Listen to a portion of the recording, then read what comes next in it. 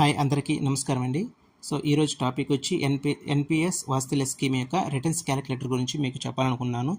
ఈ స్కీమ్ గురించి complete details అయితే మనం ఆల్రెడీ ఒక వీడియో అయితే చేశాము. ఆ వీడియోలో కంప్లీట్ డీటెయిల్స్ అయితే ఇచ్చానండి. సో క్యాలిక్యులేటర్ గురించి కొంతమంది అయితే అడగడం జరిగింది. సో మనం ఎంత వేస్తే ఎంత వస్తుందని ఫర్ ఎగ్జాంపుల్గా ఒక అమౌంట్గా తీసుకొని ఎంత వస్తుంది మీకు చూపిస్తానండి. అదేవిధంగా మనం ఎప్పుడెప్పుడు విత్డ్రాల్ చేసుకోవచ్చు అనేది గురించి కూడా చెప్తాను. కొన్ని మినిమం బేసిక్స్ పాయింట్స్ అయితే ఈ వీడియోలో మీకు క్లియర్గా చూపిస్తాను. సో ఎవరైతే స్కిప్ చేయకుండా ఈ వీడియో అయితే క్లియర్గా చూడాలనుకుంటున్నాను. సో ముందుగా ఎన్పిఎస్ వాస్తవ్య స్కీమ్ అయితే మనకి కేంద్ర ప్రభుత్వము సెప్టెంబర్ 18, 2024 అయితే ప్రారంభించడం జరిగింది. ఇది కేవలం చిన్నపిల్లల యొక్క రిటైర్మెంట్ బెనిఫిట్స్ కోసం అయితే ఈ స్కీమ్ అయితే పెట్టడం జరిగింది. ఈ స్కీమ్ మన 18 నుంచి 70 సంవత్సరాల నెలలోపు భారతీయ పౌరులందరూ అయితే ఈ సేవింగ్స్ రిటైర్మెంట్ స్కీమ్లో తమ పిల్లల పేరు మీద పొదుపు అయితే చేయొచ్చండి. అంటే ఈ స్కీమ్ అనేది పిల్లల పేరు మీద నుంచి వాళ్ళ గార్డియన్ అయితే 18 సంవత్సరాల పైన ఉన్న పిల్లల యొక్క తల్లిదండ్రులు 70 సంవత్సరాల లోపు ఉన్న వాళ్ళు వాళ్ళ పిల్లల మీద అయితే ఈ స్కీమ్ అయితే ప్రారంభించవచ్చు. అదేవిధంగా ఈ స్కీమ్ యొక్క రెసిడెంట్ ఎన్ఆర్ఐలు కూడా తమ పిల్లల మీద అయితే ఈ స్కీమ్ అయితే తెరవచ్చండి. సో ఎటువంటి అయితే అబ్జెక్షన్ అయితే లేదు. సపోజ్ ఉదాహరణకి అప్పుడే పుట్టిన బిడ్డ పేరు మీదుగా తల్లిదండ్రులు ఎన్పిఎస్ వాస్తవ్య స్కీమ్లో నెలకు 1000 రూపాయలు కానీ వాళ్ళు నెలకు 1000 రూపాయలు చొప్పున డబ్బులు పెట్టారు అనుకుందాం. సో 18 ఏళ్ళ తర్వాత బిడ్డకి ఎంత డబ్బు వస్తుందంటే సంవత్సరానికి వచ్చే వడ్డీ వచ్చి 12.86% ఉంటుంది. అంటే వాళ్ళు నెలకి 1000 రూపాయలు కన్నా కట్టలైతే అంటే సంవత్సరానికి 12,000 కడతారు. అంటే 12 నెలలు ఇంటూ 1000 రూపాయలు 12,000 అంటే 18 సంవత్సరాలకి. అంటే వాళ్ళకి 18 సంవత్సరాలు వచ్చేదానికి అమౌంట్ మనకి మ్యాక్సిమం ఎంత వస్తుంది దాని గురించి అయితే ఎక్స్ప్లెయిన్ చేస్తాను. సపోజ్ 12,000 ఇంటూ 18 సంవత్సరాలు అంటే 2,16,000 అయితే రావడం జరుగుతుంది. సో దాని కారణంగా మొత్తం వడ్డీ వచ్చి 6,32,718 రూపాయలు అయితే వస్తుంది. సో టోటల్ కార్పస్ ఫండ్ అనమాట. అంటే టోటల్ వడ్డీ ప్లస్ మనం కట్టాల్సిన అమౌంట్ రెండు కలిపి 8,48,000 అయితే రావడం జరుగుతుంది. ఇక్కడ మీరు గుర్తుంచుకోవాల్సిన విషయం ఏంటంటే ఈ మొత్తం డబ్బులు మీరు 20% అయితే విత్డ్రా చేసుకోవచ్చండి. అంటే 1,69,600 అయితే మీరు విత్డ్రా చేసుకోవచ్చు. అంటే మిగతా డబ్బులు అనుకోవచ్చు. సో మిగతా డబ్బులు 80% అనేది ఒక యూనిటీ ఫండ్గా మళ్ళీ మనం ఇన్వెస్ట్మెంట్ చేయాల్సి వస్తుంది.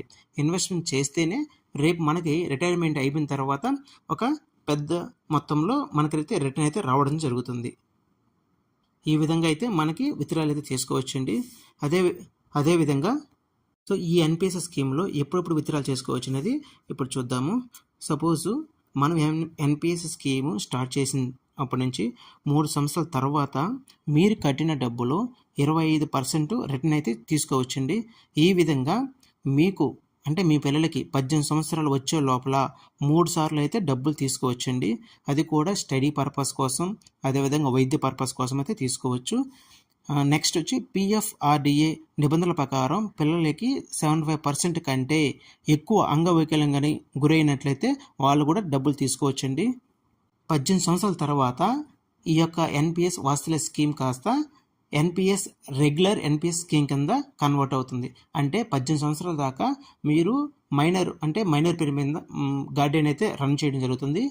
18 సంవత్సరాల తర్వాత మైనర్ యొక్క వాళ్ళ పేరు మీద అయితే ఈ రెగ్యులర్ ఎన్పిఎస్ కన్వర్ట్ అవుతుంది.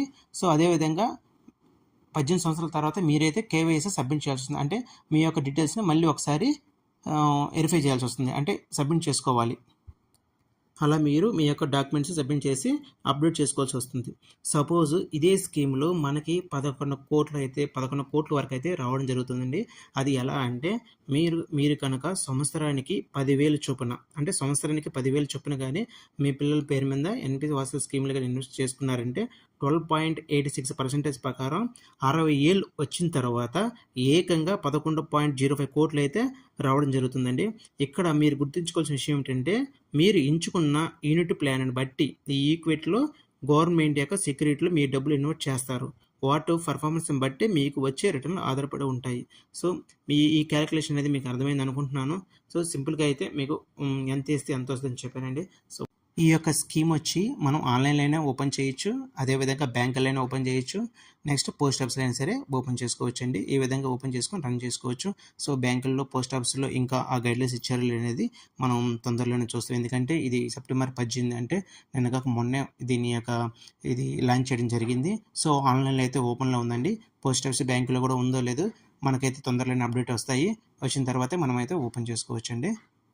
మన వీడియో మీకు నచ్చినట్లయితే లైక్ చేయండి. అదేవిధంగా సబ్స్క్రైబ్ చేసుకోండి. Thank you for watching this video.